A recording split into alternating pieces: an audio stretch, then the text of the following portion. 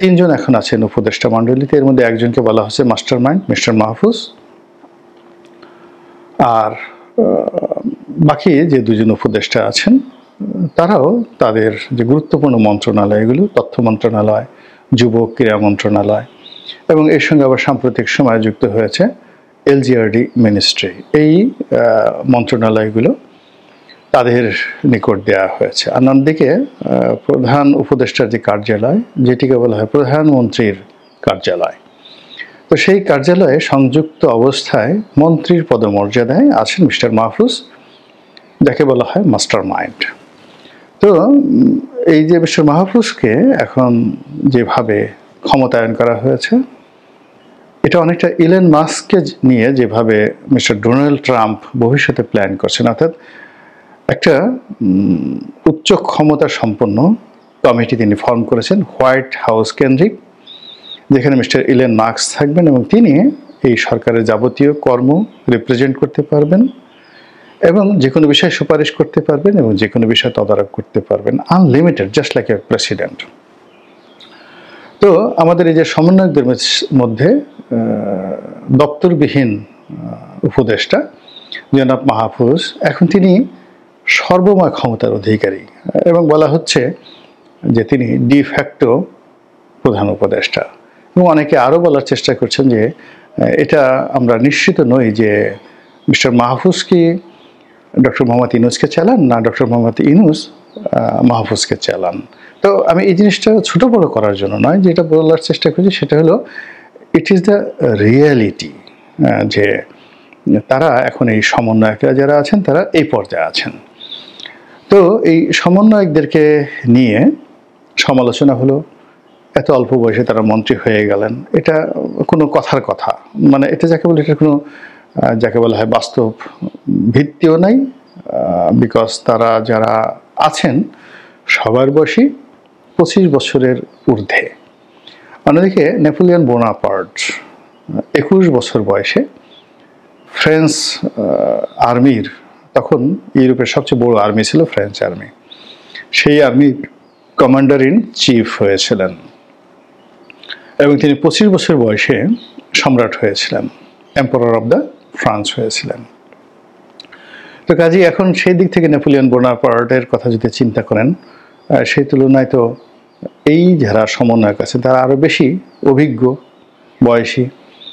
এরপর বঙ্গবন্ধুর কথা যদি চিন্তা করেন, তাহলে বঙ্গবন্ধুর যে মন্ত্রী হয়েছিলেন, এমপি হয়েছিলেন 1954, তখন তার বয়স 24 বছর। আচ্ছা, জিয়াউর রহমান সাহেব যখন প্রেসিডেন্ট হলেন বা প্রধান সামরিক আইন প্রশাসক হলেন, তখন তার বয়স কত ছিল? খুবই অল্প। তো কাজেই এই বিষয়গুলো নিয়ে বয়স বড় ফ্যাক্টর নয়, ফ্যাক্ট হলো যে তার মধ্যে প্রজ্ঞা কতটুকু আছে, যোগ্যতা কতটুকু আছে, তারপর তিনি কতটা সুযোগ পেয়েছেন। আর সবচেয়ে বড় ব্যাপার হলো যে যখন একটি সিংহাসন কেউ পায়, আসন পায়, তখন দেখা গেল যে সেই একটা ইঁদুরও যদি সিংহাসনে বসিয়ে দেওয়া হয় সে সিংহ হয়ে যায়। রাজনীতির ইতিহাসে এমনও ঘটনা ঘটেছে বহুবার যে রাজরক্ত গর্ভে এসেছে, পৃথিবীতে ভূমিষ্ঠ হয়নি, নারীও না পুরুষও না। তো এরকম গর্ভবতী রানী তার গর্ভের সন্তানকে রাজা ঘোষণা করে তারপর রাজ্য চালিত হয়েছে। এরপর সেই সন্তান ভূমিষ্ঠ হওয়ার পর তার মাকে দায়িত্ব দেওয়া হয়েছে একটা নির্দিষ্ট সময় পর্যন্ত। তারপর সেই সন্তান যখন 9 বছর অতিক্রান্ত হয়েছে, তখন তার অভিভাবক রূপে কাউকে নিয়োগ দেওয়া হয়েছে। এইভাবে হাজার হাজার বছরের ইতিহাসে বহু বিখ্যাত রাজা, সম্রাট, সুলতান এভাবে রাজত্ব করেছেন, যারা মাতৃগর্ভ থেকে রাজা হয়ে এসেছেন। অনেকে 2 মাস বয়স থেকে রাজা হয়ে এসেছেন, অনেকে 7 বছর বয়সে ক্ষমতা আরোহণ করেছেন, অনেকে 11 বছরে, অনেকে 13 বছরে। মানে ক্ষমতার যে চেয়ারটি, এটি হলো বিশ্বাসের জায়গা, এটি হলো আস্থার জায়গা, এটি ভালোবাসার জায়গা, নির্ভরতার জায়গা। তো আমাদের এখন যারা সমন্বয়ক রয়েছেন তারা যদি এই নির্ভরতার জায়গাটা তৈরি করতে পারেন, তাহলে তারা অনেক কিছু করতে পারেন। এমনকি শেখ হাসিনা যখন রাজনীতিতে এলেন, 81 সনে। তখন তার বয়স কত ছিল? তিনি আওয়ামী লীগের সভানেত্রী হয়েছিলেন খুব অল্প বয়সে। কিংবা বেগম জিয়া যখন স্বামীহারা হলেন, তখন তার বয়স কত ছিল? তিনি যখন বিএনপির দায়িত্ব নিলেন, কত ছিল তার বয়স? খুব বেশি নয়। তো কাজেই এখন এই যে সময়টা যাচ্ছে, এই সময়টিকে এই তরুণ সমন্বয়ক যারা আছেন তারা কিভাবে ব্যবহার করবেন সেটার উপর নির্ভর করে। তবে তারা যে পারবেন না আমি এটা বলতে পারি না। এর কারণ হলো যে এই কয়দিনেই দেখা গেল যে কজনই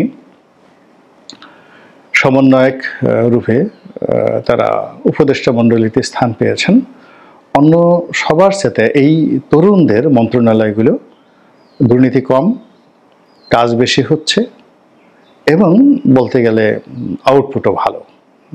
শুধু কাজ বেশি না, কাজ বেশি করছে এবং সফলতাও বেশি। আবার ধরুন আরেকজন সমন্বয়ক যিনি আছেন, সেটা হলো মাহফুজ সাহেব। তার কোনো দপ্তর নেই, কিন্তু তার ব্যক্তিত্ব, তার কথা, তার সমস্ত কিছু, পাশাপাশি যখন আসিফ নজরুল সাহেব বসছেন কিংবা এমনকি অন্য উপদেষ্টা বসছেন, তার দাদার বয়সী লোকজন পাশে বসছেন, তো তার ব্যক্তিত্বের সঙ্গে কিন্তু অন্যরা পেরে উঠছেন না। তিনি বক্তব্য দিচ্ছেন, ক্যামেরা তার দিকে যাচ্ছে এবং তিনি মাইক নিয়ে যা কিছু বলছেন ওটাই সংবাদ শিরোনাম হচ্ছে। তার পাশে যিনি বসে আছেন হয়তো বিদ্যায়, বুদ্ধিতে, শিক্ষায়, দীক্ষায়, পারিবারিক অবস্থায় অনেক বড়, কিন্তু মাহফুজ সাহেব যে সমন্বয়ক মাহফুজ সাহেব উপদেষ্টা, আগে যিনি বিশেষ সহকারী ছিলেন, মাস্টার মাইন্ড, তার বক্তব্য কেন বারবার ভাইরাল হচ্ছে? It means he has a important message, he knows something যেটা অন্যরা জানে না। তো এই জিনিসগুলো করছে। এর বাইরে যারা আছেন, যেমন সার্জিস সাহেব আছেন, হাসান সাহেব আছেন, দুজন সমন্বয়ক, খুব জেনারেল। উনি একজন পাঞ্জাবি পরেন আর একজন টি শার্ট পরে সারাক্ষণ ঘোরাফেরা করেন, জিন্স প্যান্ট পরেন, রিক্সায় চড়ে ঘোরাফেরা করেন। কিন্তু দেখা গেল যে এই দুজনের পাশে যখন কোনো সচিব দাঁড়াচ্ছেন, মেজর জেনারেল দাঁড়াচ্ছেন, অন্য কোনো মন্ত্রী দাঁড়াচ্ছেন, সঙ্গত করেন এই দুজনের সিনা উঁচু থাকে এবং তাদের মাথাও উঁচু থাকে এবং অন্য সবাই তাদের প্রতি আনুগত্য দেখায়। It's their personality. আমরা কেবলমাত্র দেখলাম যে ক্যান্টনমেন্টে যখন এই সেনা সদরে যখন হলো, এই বছর একটা অনুষ্ঠান হলো, সশস্ত্র বাহিনী দিবস, এবং এখানে যখন বেগম জিয়া গেলেন, এই সময়টিতেই সার্জিস সাহেব বা হাসনাত সাহেব তাদেরকে দেখলাম যে মাথাটা নিচু করে বেগম জিয়ার সঙ্গে ভদ্রতা প্রদর্শন করছেন। কিন্তু এর আগ পর্যন্ত তারা অনেকটা রাষ্ট্রনায়কের মতো, তারা কিন্তু সিনা উঁচু করেই চলেছেন এবং বাকি সবাই, কেউ তাদের কাছে সাহায্যের জন্য গিয়েছেন বা তারা কাউকে কোনো কমান্ড দিতে গিয়েছেন, তারা সিনা উঁচু করে চলেছেন। তো ইটস এ সিমটম যে তাদের মধ্যে অবশ্যই সাহস আছে, শক্তি আছে, যোগ্যতা আছে। এখন সেই যোগ্যতাটাকে তারা কিভাবে কাজে লাগাবেন, এটা নির্ভর করবে এই যে তারা যে রাজনৈতিক দলটা করতে যাচ্ছে সেই রাজনৈতিক দলের সফলতার উপর। আমাদের দেশের যে চরিত্র মানুষের, যারা সবসময় মানুষ ক্ষমতার পূজারী। যেমন ধরুন বিএনপি তৈরি হয়েছে ক্ষমতায় থাকতে, এবং জিয়া রহমানের বয়স তখন খুব অল্প, এবং তিনি যাদেরকে গুরুজন মনে করতেন সেই সমস্ত লোক তার অধীনে, যাকে বলা সেই চাকুরি করছে রীতিমতো। আপনার আতাউর রহমান খান 1954-এ, মানে আতাউর রহমান খান যুক্তফ্রন্ট সরকারের প্রধানমন্ত্রী ছিলেন যখন জিয়া রহমান সাহেব সেনাবাহিনীতে ঢুকেনি। তো সেই মানুষও তো জাস্ট লাইক যাকে একজন ইসের মতো, অধীনস্থ ব্যক্তির মতো জিয়া রহমানের অধীনে মন্ত্রী ছিলেন। খানে সবুর সাহেব ছিলেন, আরও অনেক, শাহজিজুর রহমান সাহেবের মতো মানুষ ছিলেন। তো এরা অনেক প্রাকগুলো, কিন্তু ক্ষমতার রাজনীতি তারা করেছেন। এরশাদ সাহেবের ক্ষেত্রে একই অবস্থা প্রযোজ্য। ক্ষমতায় থেকেই মানুষ অনেক কিছু করেছে। যে আওয়ামী লীগের যে গঠন, এটাও ক্ষমতায় থেকেই হয়েছে। আওয়ামী লীগ বলতে গেলে 1954 ইলেকশনে আওয়ামী লীগের যে নিরঙ্কুশ বিজয় হোসেন শহীদ সরওয়ার্দীর নেতৃত্বে, তখন থেকে আওয়ামী লীগের যে ফরমেশন, এটা ক্ষমতা কেন্দ্রিক। ক্ষমতার বাইরে থেকে আওয়ামী লীগ আসলে অত ভালো কিছু করতে পারেনি।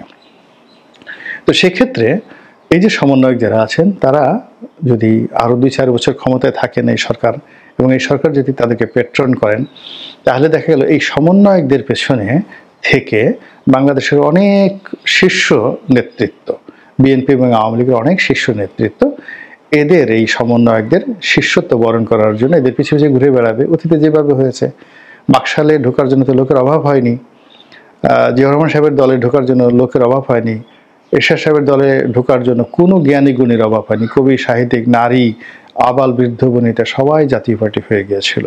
তো এটা হলো আমাদের দেশের একটা কালচার। তো যাই হোক, যেটা বলছিলাম যে সমন্বয়করা যদি দল করেন এবং এ সরকার যদি টিকে যায়, তাহলে সবচেয়ে বেশি বিপদে পড়বে বিএনপি, একেবারে মারাত্মক বিপদে পড়বে, আর কপাল খুলে যাবে জামাতের। এবং সেটা কিভাবে, সেটা হয়তো আরও ইন ডিটেলস বলবো। আর জামাতের কপাল খুলে যাওয়ার পরে দ্বিতীয় যাদের কপাল খুলবে তারা হলো আওয়ামী লীগ। এবং এটা একটা ইতিহাসের সবচেয়ে নির্মম, নিষ্ঠুর অথচ রূঢ় বাস্তবতা, যে আওয়ামী লীগের বিরুদ্ধে সমন্বয়কদের যুদ্ধ করতে হয়েছে, তারা ক্ষতিগ্রস্ত হয়েছে এবং তাদের বিজয় সূচিত হয়েছে। এই সমন্বয়কদের বিজয়ে আবার দেখা গেল আওয়ামী লীগ সবচেয়ে বেশি বেনিফিট হয়ে যাবে। এই যে হিস্ট্রি, ইতিহাস যে বারবার এই ঘটনা ঘটায় এবং সারা দুনিয়াতে অনাদিকাল থেকে, এই বাংলাদেশে সেই ঘটনা যদি আগামীতে ঘটে, খুব বেশি আশ্চর্য অনেকেই হবেন, কিন্তু আমি হব না, বিকজ আমি ইতিহাসের এই পাঠগুলো বহুবার পড়ে এসেছি। আল্লাহ আমাদের সবাইকে হেদায়েত দান করুন এবং হেফাজত করুন। আসসালামু আলাইকুম রহমতুল্লাহি ওয়া বারাকাতুহু।